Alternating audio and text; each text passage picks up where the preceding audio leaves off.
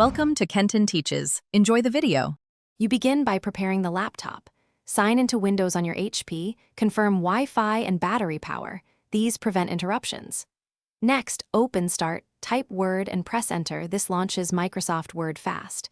Choose either a blank document for a fresh page or select a template to save time if you need a resume or flyer.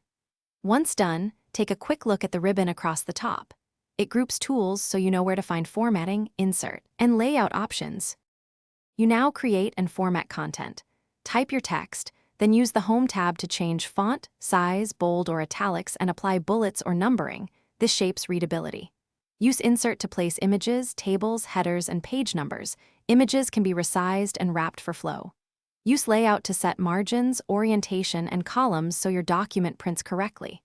Make sure to save frequently, Ctrl+S, because autosave may not be active. Saving prevents data loss. You finish by proofreading. Open Review to run spelling and grammar and accept or reject edits when track changes is on. This ensures accuracy and a clean copy.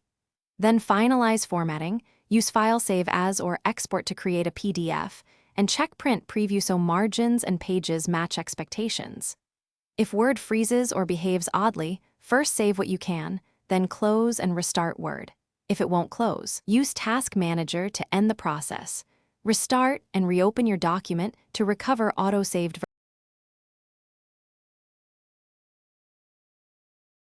Thanks for watching. Please subscribe if this video was helpful.